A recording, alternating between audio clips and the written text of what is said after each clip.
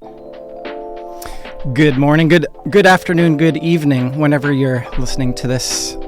I hope you're having a good day. I hope your 2025 has been good.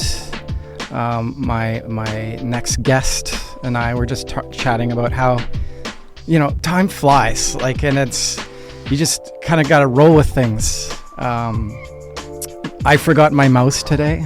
I'm rolling with it today. I hate not having a mouse. I don't know if everybody's familiar with the Apple MacBook situation, but I'll just make do today. It just makes it a little more interesting. Without further ado, my guest. I really enjoyed our last conversation, Jan. Dr. Jan Jaffer, the Chief Visionary Officer. I love the title. How are you doing, my friend? Really good, Mark. How you been? We were just chatting about it, man, oh man, time is flying. We're racing through 2025 already. We were talking about just how do you what's your philosophy in making sure that you're ticking off all the boxes? Especially with you, you're off to Guatemala. You're teaching all over internationally. How do you hold on for dear life, Jen? And where your family had everything. How do you do it? Yeah, it's interesting, right? There's so much going on right now, and 2024. I'm not sure where it went. We're already a month into 2025.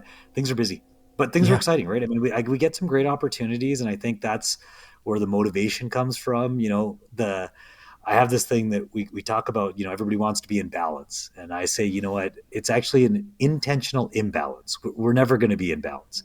If I was in balance, I'd be working out 5 times a week, and I'd be drinking eight glasses of water, and I drink more and I eat more salad than I do anything else, right? But that's not possible all the time, right? And so, I think one of the things that I've taken is that as long as we plan our lives, intentional imbalance is okay. There's going to be times in your life where kids are going to take over, and that's okay. And there's times where you're single, where you can work out and you can hit up the gym, or you can go to the bar, and that's okay. And we're never going to be that perfect person, because you listen to all these people and you're like, this is how you should live life, and this is what you should do. And you're like, yeah, but I got 2 kids, and we're off to doing this. And so, living a life where you try to control at least the elements around you, and don't let life control you. So and it's hard. There's so much going on that sometimes you're just say yes.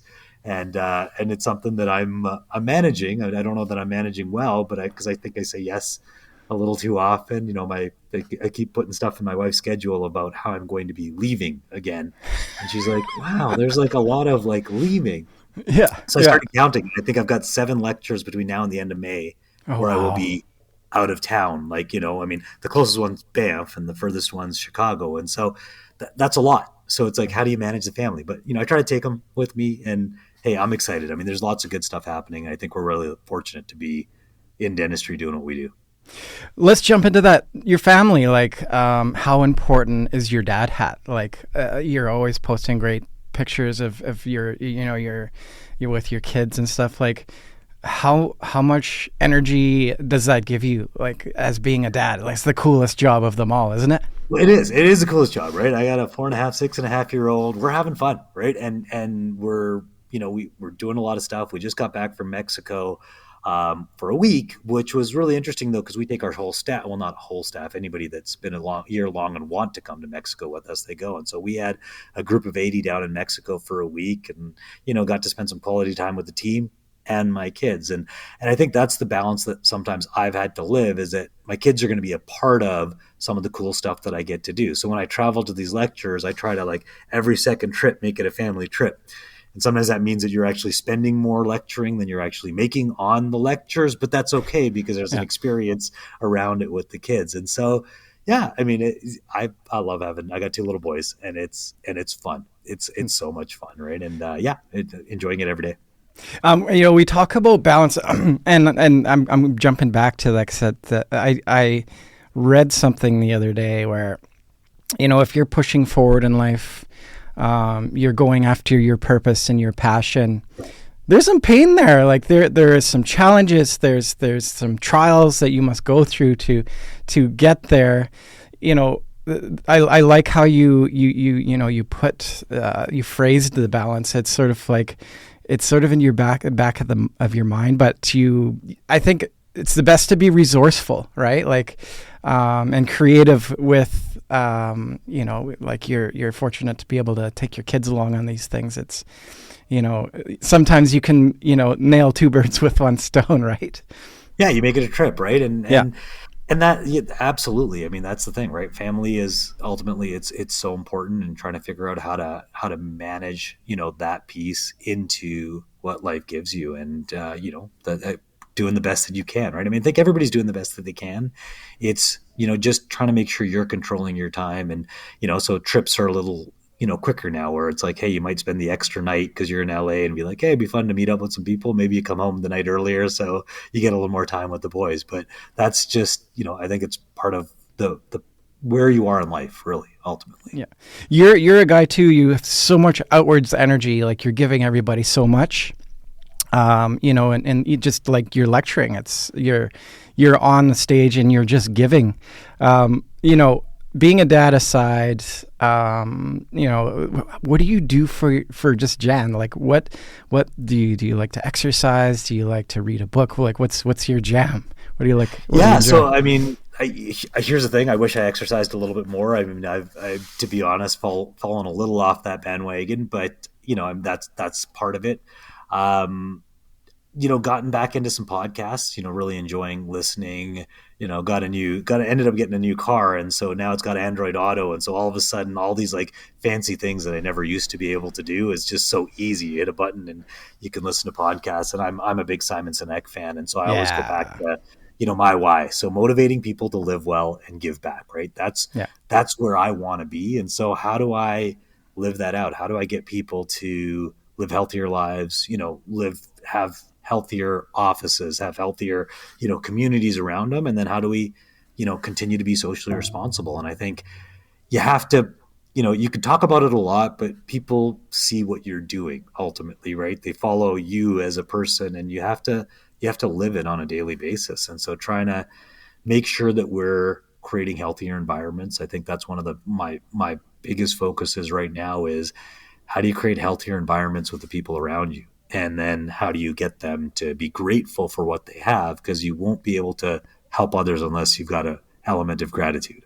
So there's kind of like three pieces to it, right? It's the health, it's the gratitude, and it's the social responsibility. And it's interesting because who doesn't want to be healthier? Like all of us want to be healthier, right? Who doesn't want to live a better life and have less stress and have more, but what they've been showing with a lot of the stuff is that us in and of ourselves are really not able to do it unless you're one of these ultra motivated, ultra, like it's hard to do some of that. Yeah. And so how do you create that environment? Yeah, you got to, it's all about, and my first show of the year was with Matt, and we went over some of these things, and really it's, a combination of good habits. It's setting systems up in place so that, you have these fail safes, but, a lot lies on the setting the alarm clock and just fighting through the urge to stay in bed, really, at the end of the day, right? Not everybody has that, not everybody has that element inside. So, your title is a chief visionary officer. Like, what does that mean to you? Because you can't be everywhere all at the same time. So, a lot of the system that you've set up is dependent on other folks and other team members running that. In your opinion, what's the definition of a good leader? What qualities do you see? Well, I mean, the definition of a good leader is to create other leaders, right? Ultimately, you being able to manage all of this, and we've grown, obviously up to 17 offices, 240 odd people in the organization. It's really hard to do it yourself. And so you have to create other leaders. You have to trust other people to do the right thing. And so it's finding the right people and then trusting them to do the right thing, which I believe people are inherently wanting to do the right thing and inherently good. So how do you create some systems, create some boundaries, and then allow them to do it? Our offices are set up with partners at every office. So all 17 offices have a partner. That's somebody that owns, generally between 25 and 50% of the clinic. And then a team lead. And we don't call them office managers because we believe they're leaders, right? They're the team lead. You just said, how do you create the system? We create other leaders. And we have zero middle management in our entire organization, which is actually quite interesting because most people, as they get larger, they create managers and they create that system. Right. I have a team. There's 5 people with me that we have kind of the management team. And really we're doing the back end stuff, paying some of the bills, managing the websites, doing that stuff. But we want to empower our team leads at the office to be doing that, and our partners at the office to be, doing their best job running these clinics. So finding good people. I don't want to knock anybody. This isn't like anybody's fault, but that like the middle management thing, I think, it's not their fault. I think it's kind of like just subject to the variables in place. I think some of the magic gets lost in that, and that sort of that hierarchy middle part where, it's maybe about the decisions that are made. I don't know. I see middle management, and this is, my experience is it's more of an insulator for the total company machine, and it takes some of the heart out of it. Maybe that's just my opinion, my assessment. But yeah, I mean, here's the thing, right? Like one of the things that makes us, I think, as an organization different is we keep metrics out of the office. And I think we chatted a little bit about this last time. We did, but there's no real metrics at the office level. And so the problem was when we added middle management into the system, and we tried it. I mean, we're not brilliant in thinking that we just know everything. So you got to try things and keep what works and moves what isn't. When we put some level of middle management in, what we found is that we had to give them some level to show that they were successful, right? So what is their job? How are they going to be successful at their job? And so then we started almost creating some level of metrics around middle management. Well, then they were going to the offices and saying, well, here's what needs to be done so that we get this, this, and this. And I'm like, well, that's exactly against what our culture dictates, because we've grown a culture of, there's no targets for hygienists at the office. There's no targets for dentists. There's no targets for production. There's no targets at all at an office level. We're focused on overall team health and overall patient health, and it's helped us be more successful because the focus is in the right spot.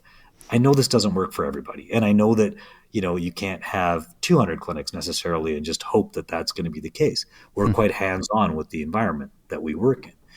But it's interesting, right? I mean, the lecture I'm giving next week in Orange County is why bonuses are detrimental to organizations and what you can do instead. Right. And it's an interesting piece, right? Because a lot of people are, how do you motivate? What's the point? Why are we using bonuses? What are we trying to get out of it?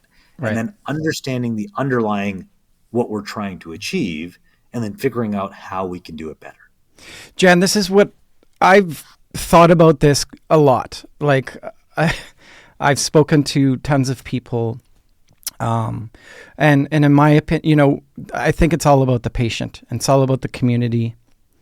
I agree so much with that. Like, I think if you incentivized on production, we're looking at turning, like, we're not looking at getting people out of the chair. I think, even when we see long-term patients, for example, in growing healthy clinics, I think if you spend that extra 15 minutes to get to know that patient, you're looking at all sorts of great things like referrals and, them being able to talk to their hygienist, their CDA, the dentist, and really being able to, hey, I've got all these other things going on. Like, I think there's just better care when you remove that. So I remember, like, our last conversation, like, we talked about this, and it just makes so much sense. And I think, it's more about doing the right things in a medical setting. And the incentive should be, taking care of people, and then at the end of the day, those folks are coming back. They're referring friends and family. Like that's what does success look like, right? And that's kind of what you have to figure out for you yourself and your audience and the dentists around. For us, having a patient in the office for 10 years is success. Not that they spent $10,000 in 10 years, that they stayed with us and they got their cleanings done for 10 years. That ultimately is success for us as an organization. So when you take it as, wait, I want this patient to be here for the next 10 years, what would you do in that situation versus I want this patient to spend $10,000? I don't think any dentist does that. So I'm not, it's the production versus the longevity. Because what we know is success over time is really important. One of the biggest things that people sometimes ask me is like, well, what's your production? What's your new patient flow? And I turn around and I say, well, what's your retention rate of patients? And they're like, what are you talking about? And they're like, I'm like, well, if you get 40 patients and you lose 50, we've got a problem. If you get 30 patients and you lose 10, you're actually in a much better position. So we're also always chasing how do we get more new patients through the door, not realizing that if we just kept the patients we had, ultimately we could be so much more successful, because that's what we're trying to do. We're trying to build up, our hygiene, trying to build up our, just people coming back, our recall systems, because ultimately that makes a huge difference to the bottom line of a dental office. Like hygiene is a really big engine for us in terms of how it grows. And then the dentists get busy, because if we have patients that come back all the time, there's going to be work that needs to be done. I mean, that's just a natural thing. We're not good at eating. We're not good at taking care of ourselves. And so sugar is a big part of our diet. And ultimately, patients need work done. But, flipping what success looks like ultimately is something that's big for us.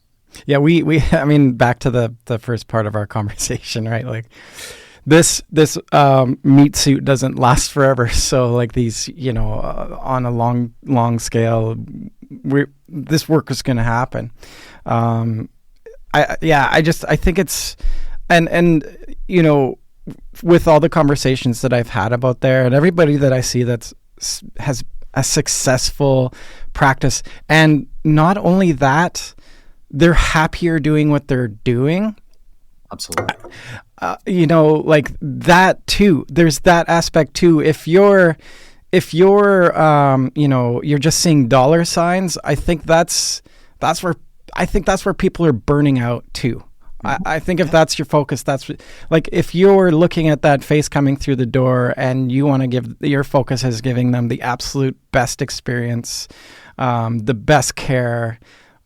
To me, I think that's like, it's a kind of like an evil thing that's been programmed into all of us. Is like we tend to like try and see this sort of like the dollar signs and everything, and it's how we measure success. Right? Yeah, people measure success on, like, when you talk to people, what's the first question they ask me? Well, how many clinics do you have? Yeah, but I mean, what does it matter? I mean, if I tell you I have 2 or I have 22. What does it matter? Unless you're saying, well, if you're successful on more, you have better systems, maybe you can teach me something. Sure. Yeah. But after you have 5 or 10 or 15, what does it matter? Right? Yeah. I mean, is that really success? I mean, when you look at it, it's funny because people never ask, well, what's your top line or bottom line production, or net? Because I could have 15 clinics doing $15 million or 10 clinics doing $20 million. What's better? But people, again, it's asking the wrong question. And again, we're getting into metrics there, but it's what is successful? What does success look like for you and individually? And it's going to be different for different people. But when we put a dollar sign in front of it, then we start chasing, and then that gets tiring. It's not easy to just continue to chase that. That's the burnout, like you're talking about. Yeah. That's where, when we start pushing people past the ability of, why'd you get into dentistry? Why'd your assistant get into dentistry? Why'd your hygienist get into dentistry? They want to help people. They want to have good conversations, and they like people. Generally, if you're in dentistry, you like people because you want to be in front of them and you want to connect. You hope so.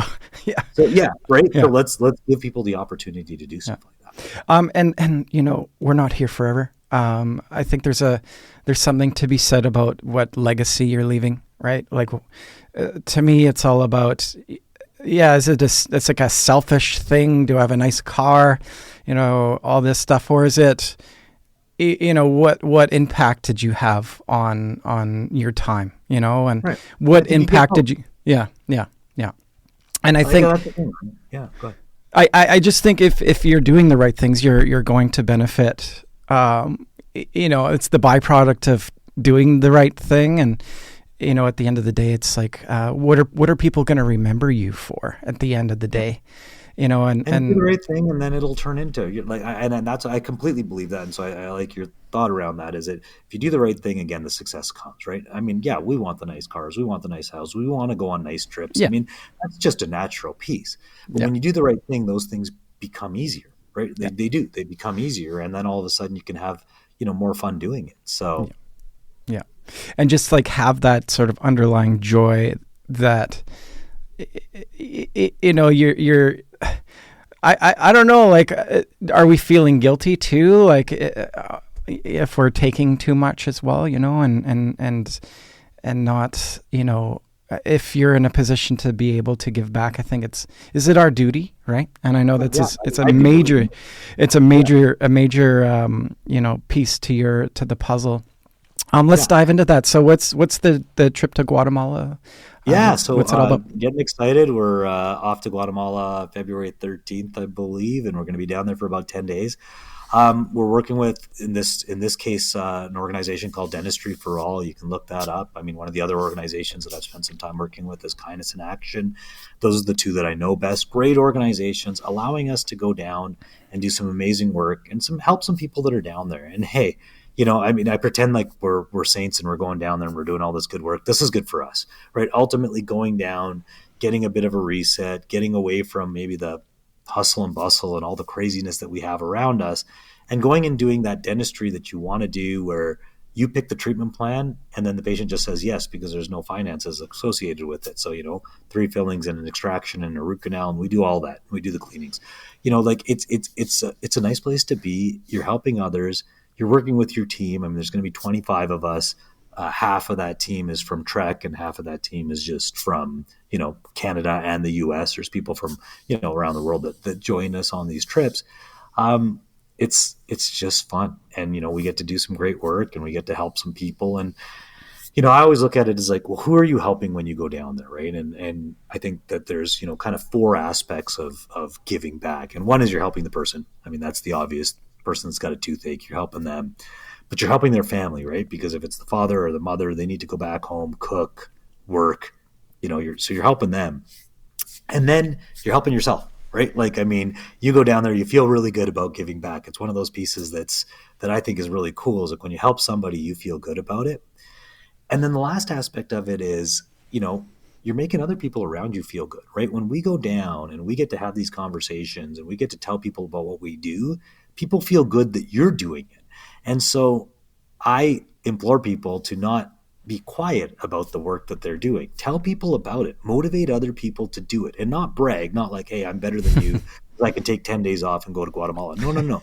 But how do you look at the cool stuff that we're doing, and how can you help me get to that? Because I mean, if you're a dentist, hey, come on a trip. But if you're not a dentist, maybe you can support me on the next trip. Maybe you can pay for one of a staff member to go down to do stuff like that. Like, how can you get involved? And people don't know what you're doing unless you're, there's not very many good things about social media, I believe, but this is one of them where you Yeah, can get out there and you can talk about things that you're doing and you can help others. And so, really looking forward to it. Social responsibility again is a big part of our organization. We just had our retreat where we get all 250 people together, and we built some toys for the Ronald McDonald Children's Hospital house, the foundation, Ronald McDonald Foundation, that it's attached to the Alberta Children's Hospital. And this is where we get the whole staff involved, right? Every single person got to build something.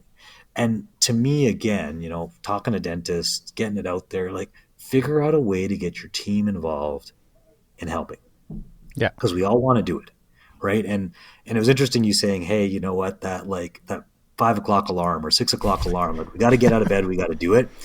Here's the thing that they're actually showing, and this is the benefit, sad part about it, is that motivation in and of yourself will not be able to last. So yeah, the only way that you can actually do something is if your culture or your work or it's actually mandated. And this is the sad part about it, as I'm researching and spending more time on this, that we can only stay motivated for so long. Yeah. Communities can only stay motivated for so long. Cities can only stay motivated for so long. And so unless you have something that you actually do, it's hard. Like, and that's almost mandated. And I know this sounds a little crazy. It's like, well, we're going to mandate health in our organization. You kind of have to sometimes. Like we Yeah. had a program that we did a few years ago where, I was, working out more, eating healthier. And I said, you know what, sugar we know is the worst thing that we can put in our body. Yeah. So we created a system inside our offices that you can't bring sugar into the office, period. You can eat it yourself because I can't stop you, but you can't bring sugar for anybody else. And our staff all did that. And it was like, hey, this is kind of cool. We can get around this, right? And then we fell off. We did it for about a year and a half, 2 years, and then we fell off that bandwagon. And what happened, right? Now it's somebody's birthday and there's cupcakes. And then it's the next person and it's, hey, it's just Friday and somebody goes and buys donuts for the office. I mean, that's just a nice thing to do. But we're not helping ourselves, right? Glucose spikes, hard to work. We're actually hurting the system that we're trying to make healthier, which is our team, by doing things like that. And we don't look at it. So what do we need to do as practice owners? What do we need to do as leaders in organizations, leaders in communities? You look at like Singapore, they tax sugar and then they take that money and they use it to decrease the price of good food, like healthy food. Yeah. Right? Like, okay, that's pretty cool. But if the government doesn't do that, then, McDonald's is going to be cheaper, or, that chocolate bar or chips is going to be cheaper than the apple, which you see. Hey, you've gone to the grocery store recently, like fresh fruit and vegetables, like that's expensive. Good quality meat. Yeah. That's expensive, whether you believe in eating meat or not, but, good quality proteins, let's just say. And it's hard. So how do we motivate people to be like, hey, you should work out 3 times a week. You should drink 8 glasses of water. How do we actually almost create a system that they have to? And I'm not a big fan of Big Brother and the rest, but you know what? Over a long period of time, for society to change, we need some strong leadership across in our organizations, in our bodies, like within the BC Dental Association, Alberta Dental Association, and then within our governments too. To be completely honest, we need strong leadership, and that's a whole nother ball of wax that we could get into. But that's the next episode, Jan. Yeah. Just try to figure out how to create strong organizations. Because here's the other thing: what's the biggest challenge that dentists tell you they have right now? It's staff. It's been staff for the longest time. Right. Okay. So do you know now what they say the number one reason that staff stay? It's probably I like due to leadership and the environment and the practice. Like so that's how they value where they're valuing where they are. Yeah. So the stats and again, these are not perfect stats. Like, don't get me wrong, but that's now kind of fallen to number 2. Oh. Number 1 has actually changed. And number 1 is having a best friend at the office. Oh. So connection has taken over how you're treated. How you're treated is still super important, and pay always falls around 3 or 4. So pay. People are like, oh, we got to pay people better. It is. It's super important. It's in the top 5. It's not 1 or 2 or 3 generally. So when I tell you that having a friend in the office ultimately, because here's the thing, if you want to leave that office, now it feels like a divorce, right? Like leaving a significant other is really tough to do. So what are we doing to build connection within our offices, right? We start the day and boom, there's patients in the chair, lunch, 20 minutes, half an hour, we're eating while we're moving, and then we finish the day and then we go home. Yeah. What happened to just sitting down and having lunch as a team? Yeah. How many offices just stop and almost lock the doors up front and then have lunch as a team? We don't do that on a daily basis. But hold on, if you want your team to stay and if you want things to work over the long period of time, you got to build connection.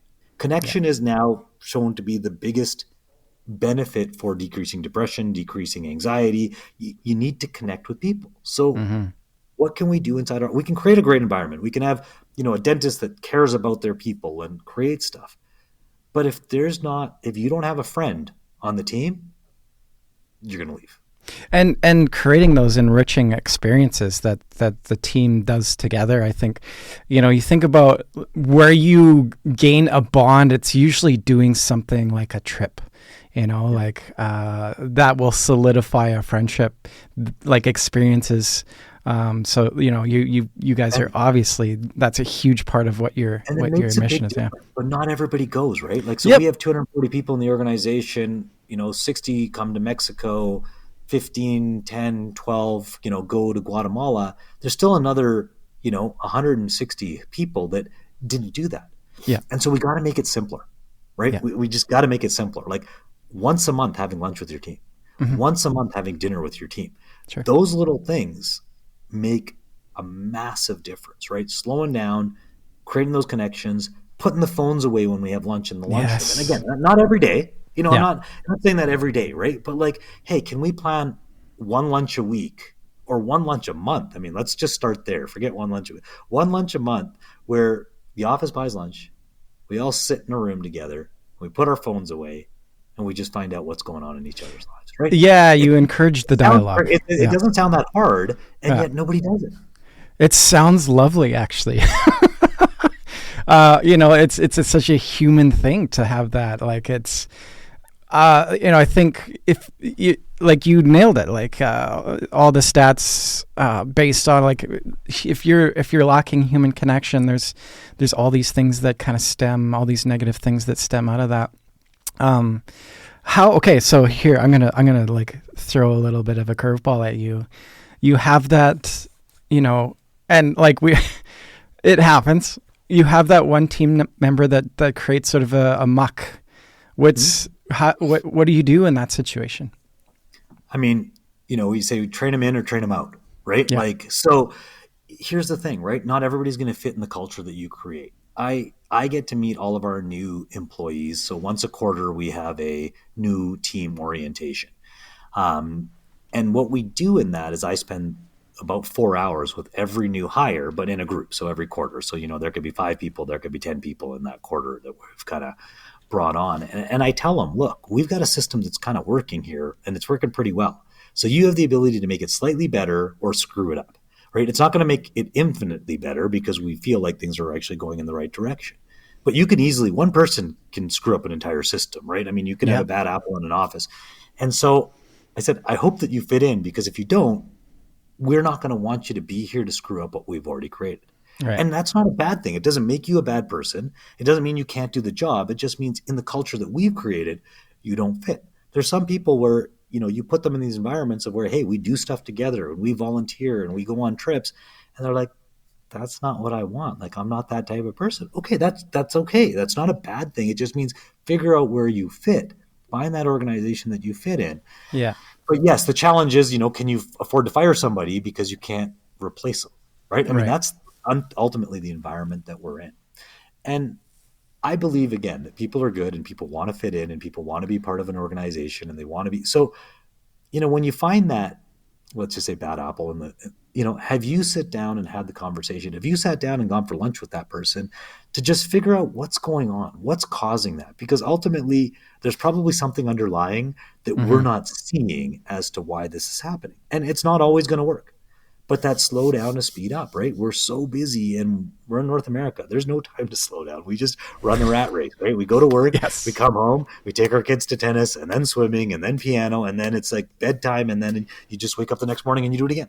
And then it's Saturday. And then there's like dance classes and skiing and snowboarding, and all these things. And then you just do it again. And it's like, wait a second, like, where are we slowing down? And I don't know. I mean, hey, we do it too, right? So it's trying to figure out how to spend quality time with people. And, this is one of my problems. My phone is with me all the time because that's how I can connect with our offices, but still trying to be mindful to put it down. And it's a challenge for me. I mean, none of us, I'm not perfect. It's a challenge for me is to just disconnect. Right? Well, I think a lot of our, our day-to-day really depends on us being on it, and being connected with sort of a larger reach, right? It's kind of like that, slippery slope where, you're on it and then you tend to dive into seeing what's going on with social media. Like, it's non-productive time, right? But I think it gives the brain a little bit. It's a drug. It's totally a drug. It gives the brain a little bit of dopamine, and away you go, right? It's that. I think that's where we're managing it. Back to the individuals in your network. How do you? There's obviously a part of folks, and it's probably on the list too of why people might want to leave, is their own personal growth and development. What systems do you have in place to ensure that folks are, becoming the individuals that they want to become within the organization?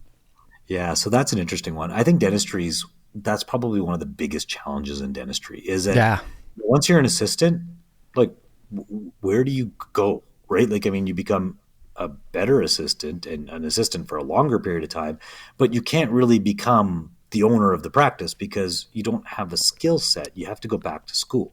And then you're the hygienist. And where do you go from there? I mean, you can't become the dentist unless you go back to school. And not that you want to. I'm just saying it's a massive challenge in dentistry. And we haven't cracked that code, to be completely honest. I mean, we do spend a lot of time on continuing education, and our focus is making better people. Honestly, like we just had our big retreat, and we didn't talk about dentistry. We talked about, how to make yourself better and how to help with stress and how to cope with different things. We brought a great speaker in, Dr. Robin from Toronto, actually. And, she's not a doctor in the true sense of like a medical doctor, but, has a PhD and has, figured out how to like help people be more resilient and those pieces. And so when we're trying to make people better, that's the part that we're focusing on. I mean, hey, do you want to go back to school? Let's do it. Can we help you get better CE and training and do better things?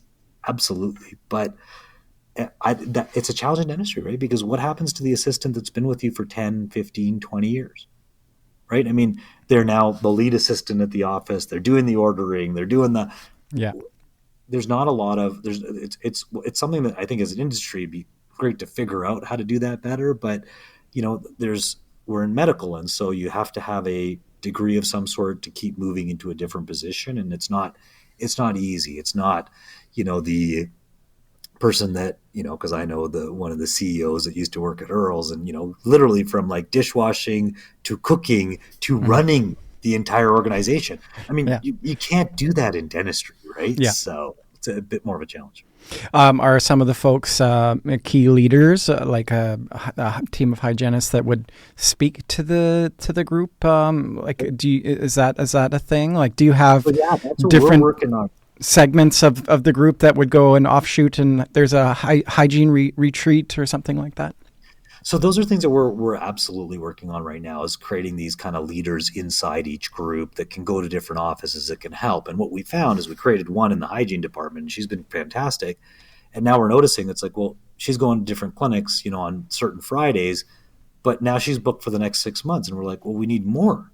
And so now it's starting to look back in the organization and it's like, hey, who else wants to be, a leader for training, a leader for making sure, again, our patients are getting that best treatment, because there's a skill set with hand skills, there's a skill set with talking, there's a skill set with, just understanding software and systems and, AI, which we've added to all of our offices now. And so, just trying to train people. So that's what we're, we haven't figured that out. We've got our hygiene trainer now, but we're trying to beef that up. And I'm actually working with an assistant, just starting this month to create an assistant trainer and an admin trainer.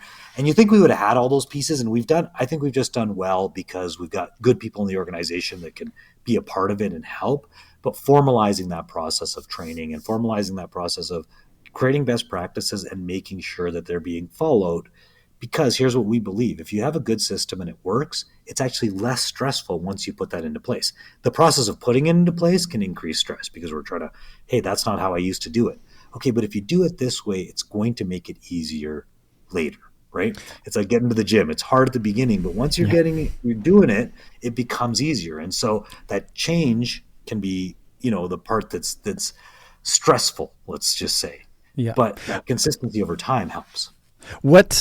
So in developing the system, what's the how do you go about doing that? Is there a team that sits down once a month that takes a look at how things are working? Is there communication with the different groups in the team to give suggestions? And then these pieces are added on. How does the system evolve? Because nothing is formalized. Yeah. I mean, we look at offices that are doing well, and so we try to learn from best practices from the offices that that are doing better at it. So we have, one of my partners, Dr. Reddy, she's, created a great hygiene. We have a perio protocol. Everybody's seen that. All the hygienists have to watch that. We've created videos, but the implementation of that protocol, like, her office is doing really well on perio and hygiene and rebooking and people coming back. So we're saying, hey, what are you doing? And then how do we create that? So she's helped us build that system. And now we're looking at, another one of our offices that, again, just efficiency with assistants. Okay, let's take that person. Let's work with a couple people. We get the opinions of, some of our doctors and our senior partners, and we do put that together. But again, not as formalized as maybe we should be or could be. It's a process, right? I mean, everything's a process, and we're trying to figure out the best way to do that. And we're learning from the hygiene one, to be completely honest, because now that we've got one that's starting to work, what we're finding out is that when we go into an office and we do that 2-hour, 3-hour training, the number of questions that come out of it slow us down from being able to do the next one, because everybody's like, wait a second, hold on. Oh, you taught me this, but now I need to know this. And then how do you do this? And so the amount of time that we thought it would take that hygienist and that dentist going in to help people, it's 3 times the time. And we're like, okay, so we got to rethink the system, because every other week just going to an office, great. But then if they have follow-up, where does the follow-up happen when they're already booked for the next, 8 weeks, 6 weeks, 3 months, 4 months to do that? So we're learning. I mean, and that's the beauty of it. We don't need to be perfect. We need to continue to learn, continue to evolve, and figure it out. Yeah. And then you throw, like, I'm a complete nerd with this stuff. Then you throw something like AI into the mix. I'm curious what you're using it for, but like things like this, or a piece of technology, or a material change, can really kind of throw like a wrench into the cogs, right? So right. What are you using AI for, and where do you seeing it fit and more into the organization? Let's go to the change piece first, and then let's go into AI. Yeah, so here's the thing. Awesome. You have to believe that change is part of what you're going to do, and embrace it. And I think what we've got our teams to believe, whether they like it or not, they know that we're going to change. Like, software is going to come, we're going to put in products, and then we're going to listen to their feedback, and then we're going to figure it out. And I'll be completely honest, we had switched from one software to another, and our team leads are like, this is not better. And I'm like, well, it's better because of this. And they're like, but it's not better because of X, Y, and Z. And our team leads just came out and they're like, we're going to do it because you said we have to. And I said, give it 3 months. And after 3 months, they came back and they're like, this is not working. We're like, all right. And we went back to the original software that we had, which had then actually caught up to some of the pieces that were missing. Because again, software continues to get better. But, taking that feedback and saying, hey, and I own that. I said, look, that was on me. I made the final decision on that. It didn't work. You all had a little bit of stress. But here, what I'm going to say is that because you told me that we could do different, we're going to bring it back to the way you want it. So, getting your staff to believe that change is going to happen and embrace it, and not love it because it's stressful. I don't think anybody loves it, but embrace the fact that we can be better and we can continue to learn, and that we're not going to be perfect, and we're going to try things, and those things may not work as long as they don't affect the patient's health, but we're going to try things that are not going to work.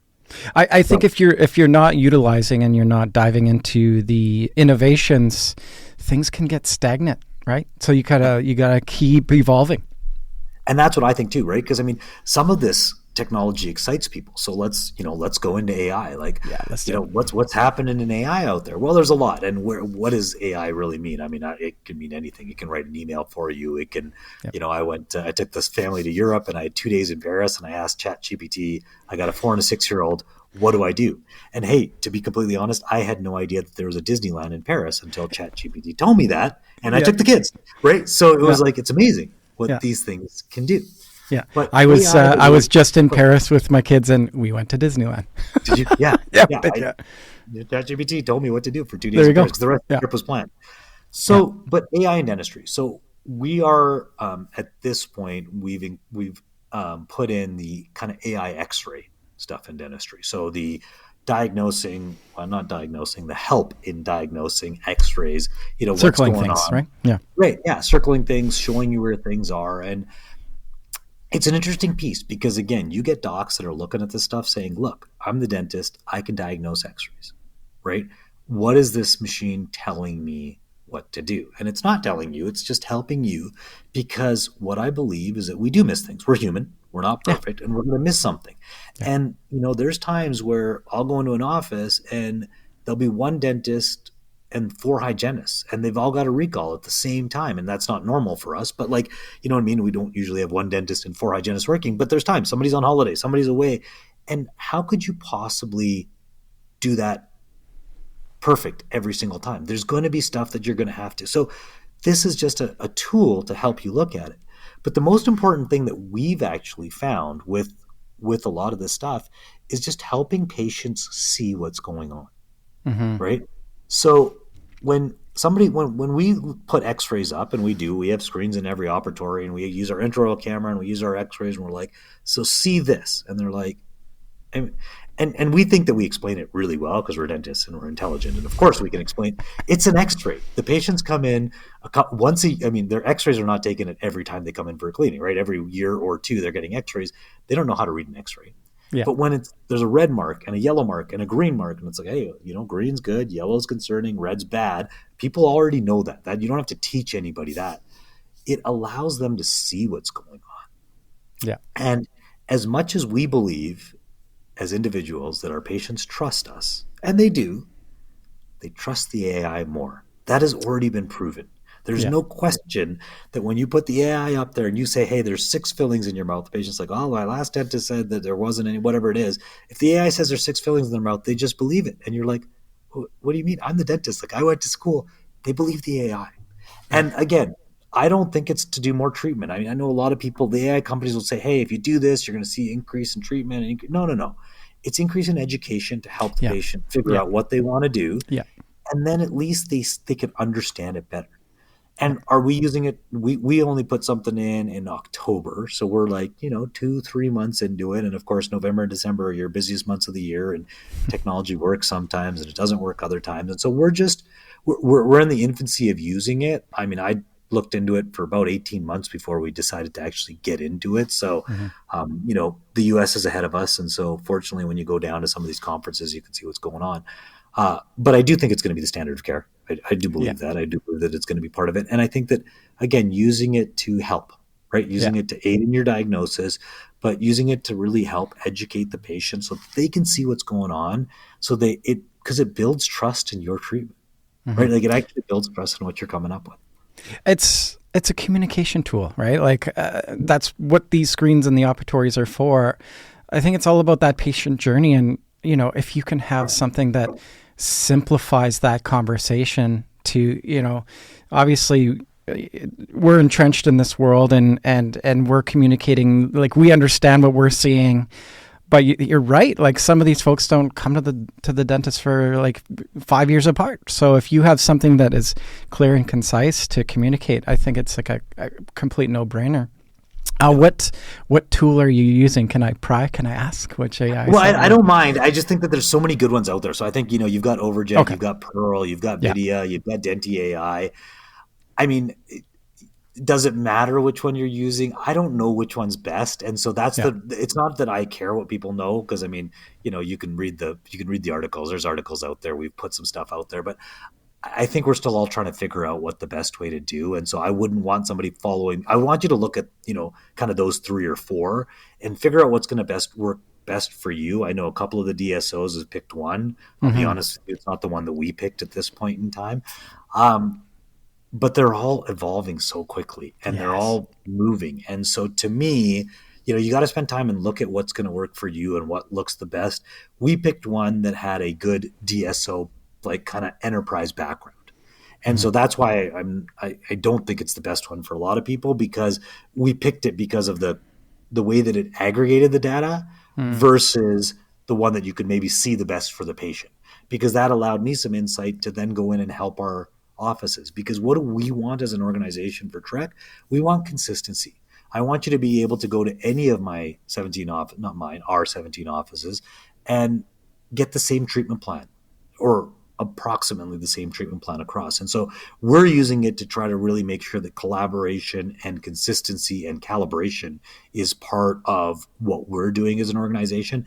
And that's where some of this background information really helps us, is like, okay, are we diagnosing at the same sort of speed? Are we diagnosing kind of the same sort of things? If we believe that a tooth with 50% plus fill and then decay after that should have a crown, is that what our dentists are doing or treatment planning? And it's not about getting more crowns. It's about the consistency of treatment. And so that's where, we're still learning it. So, I mean, but that's where we're hoping to use it more along the way. Individually at the clinic level, it's helping the hygienist, helping the dentist, helping the communication. But on the background side, to me, that level of consistency is going to be really important, because we want to make sure we're giving the patients the best treatment that they can. And if you have a new grad and somebody that's got 20 years experience, there's a difference. The AI is going to help us bridge that gap, help us take that new grad or somebody that's 2-3 years out of school and get them that level of diagnosis. Because I think there's two things that we look at, right? Diagnosis and completion. Are we diagnosing well?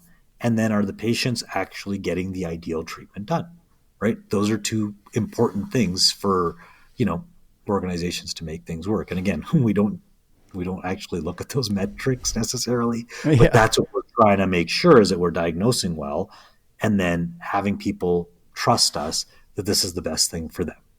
Yeah, I think like consistency, you nailed it. And I can see why that would be so important across a brand. It's your brand, it's your the quality that you're putting out there.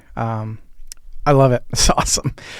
What other tools are you guys doing? Same day dentistry? Is that a thing? Like, what other tools are become sort of standard or practice for you?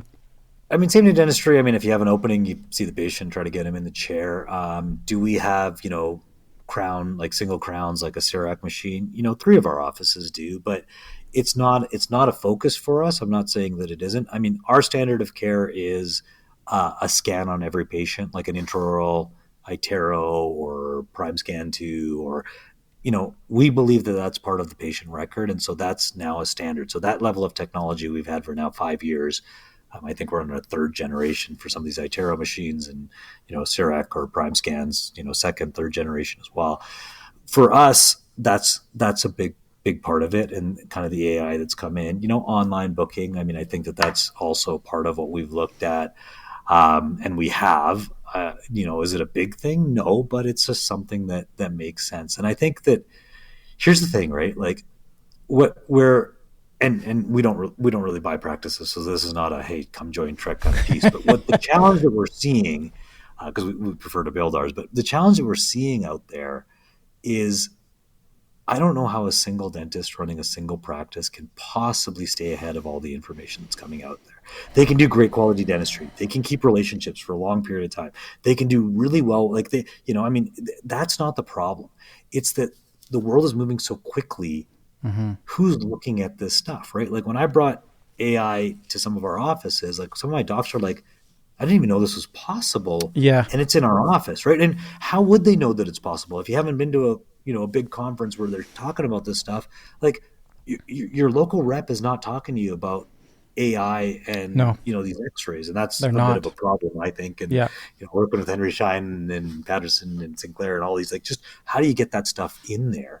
Yeah, but, a lot of them are just focused on, no knock to them, but focused on those supplies, the disposable stuff, the gloves, that, you know what I mean? That's what business, they make. Right? That's their business. Yeah. Off of, right. Yeah. So how do you get that to happen? And I think that's where, whether it's the consolidation that continues to happen or groups working together, but it's just, even if you know that AI is out there and you want it, like, who's got time to evaluate 4 different softwares and to pick the best one for you? I mean, I do, because that's part of my job and role with my team. But the average dentist sitting there that has a family that has to do that, it's getting more challenging because of the speed that things are coming out at it. I don't know that I have a solution for the people that are individually running their practices. It's, working with people, having, for us, partners are a huge part of our success, because we can lean on each other for challenges, even for HR challenges, for, IPC stuff, because that's changing and radiology is changing. And it's like, you need to lean on people. So for me, that's where the partnership has been, just so important. Yeah. I feel for the individual practice owners. I really do. They're I feel a lot of them are very isolated and very stressed with the velocity that the world, the world that's coming at us right now. Yeah, for sure. How does specialty work within the group? Like the prostos, the orthodontics. Is the specialties shared amongst the group, or how does that collaboration help? Yeah, no, great question. We don't. So we're not a specialty organization. We don't. So here's the thing, and this is more of a personal piece, but then it flows through the organization. I don't really love specialists coming into the office and doing work. It's not their environment. Specialists are anybody. Like when I go to another office to help them with implants, I feel like I have, two left hands, because it's like, where's my, and it's harder to do, and you can do it. I'm not saying that you can't, but for us, when we refer out of the office, we refer to the orthodontist, and we don't tell our docs who to use. We give them, hey, here's the guy I like because of these reasons, but we're across Calgary, and so we send to oral surgeons in the south and oral surgeons in the north, and even our north clinics, I think they have 3 or 4 different oral surgeons that they send to, and our south clinics have half a dozen different. And so no specialty. I mean, we do have, there are 2 pediatric dental clinics that are part of the organization. Here's the thing. On average, we actually don't even refer to them. As crazy as that completely sounds, they're so busy and they're not close to some of our offices. We want our patients to have the best experience, and we do believe that they give the best experience. And so we do refer to them, but it's not like 100% of our patients that have to go to a pedo office, go to our pedo office. That's not, if it's not best for the patient, it's not best for the patient. And so let's focus on that. And we use pediatric dentists across the city, because if it's a 30 or 40 minute drive, doesn't make sense. Now, if they can get them in sooner, but there's great specialists, in my opinion, across the city. So we don't have any right now that work for us. I'll be honest. I'm not saying that we never will, but we don't have any that work for us. We don't have people that come into offices, even just like having somebody that come in to take out your eights, like, a super GP. Yeah. We don't even do that. Our preference is if we're not comfortable doing the procedure generally inside the office, and let's send it to a specialist to do the work.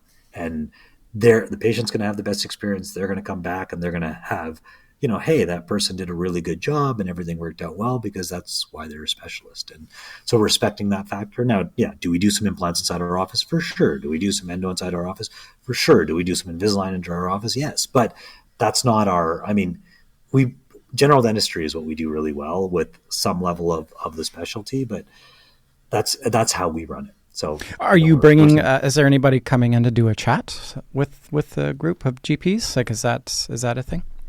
Say that again. Sorry. Is there a specialist coming in to do, say, a chat with a group? Do you guys have like a internal study club? So we do have our internal study club. Yes. Do we bring specialists into it? Yes. But it's interesting, because then almost can become political, because we don't always use those specialists, right? Because we don't have our own, so generally when we have our study clubs, we're actually bringing in people from outside the city to speak to our study clubs. So gotcha. We had an endo study. We did an endo lecture recently, and Gary Glassman came in from Toronto, right? Awesome.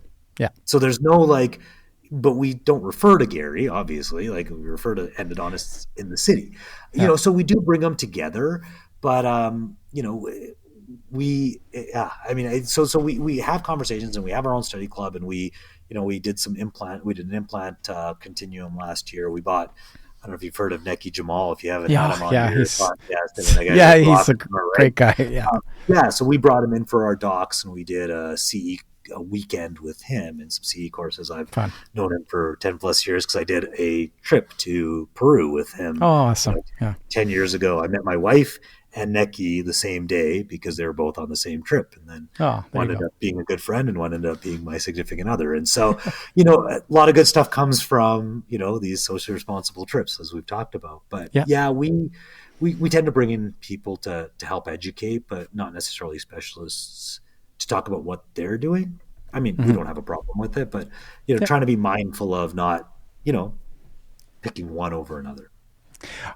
Jan, are you planning on building outside of Calgary? Are you guys talking to anybody in Edmonton or in my neck of the woods here in Vancouver? Short answer is no. No. Short Yeah. answer is no. My big thing right now, I mean, again, we're doing well. Things are going well. We want to continue to make our systems better. And we like being close to our teams. Again, we just had that big retreat. Everybody is within 30 minutes of where we are. And so people can get there. I mean, we do have something in Cochrane, which is just outside the city. So they always have to drive a little further, and they make sure they let us know that. But, ultimately that's, it is what it is. So, are we going to continue to grow? Yes. Do we prefer to build clinics? Yes. Have we bought? Yes, but it's not, generally our MO for growth, but we're open to anything. But right now, man, when I talked to you last year, or maybe a year now, I don't even remember. Yeah. I think I actually had 18 clinics, and now I have 17 clinics. And Oh. that's success for us, right? So to me, there isn't a number. I'm not trying to get to 20 to make myself feel better about it. We're happy. Things are Yeah. going Oh really yeah. well. If I talk Yeah. to you next year and we have 17, we'll have been successful, right? So Yeah. to me, it's just about creating. If we can do this really well and we grow with people, and that's the thing that we've found, is that associates join us and they want to practice, and then we're like, okay, well, let's try to see if we can figure something out for you to be a part of.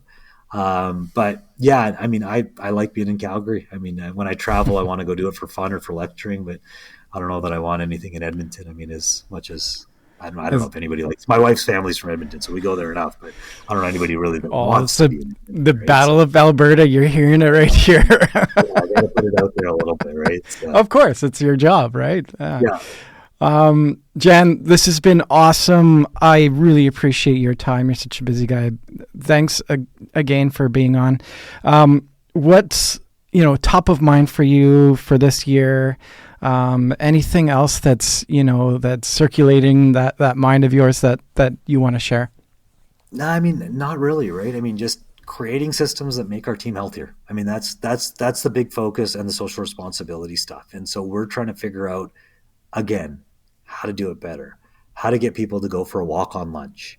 And, do you mandate the walk on lunch, or do you just say it would be nice for you to walk on lunch? I mean, it's kind of one of those funny things, and I'm not going to mandate a walk on lunch, but you could promote it quite heavily. You know what I mean? And so to me, those are the things that we got to do to keep our teams healthy. Dentistry is stressful. There's so much going on in the day.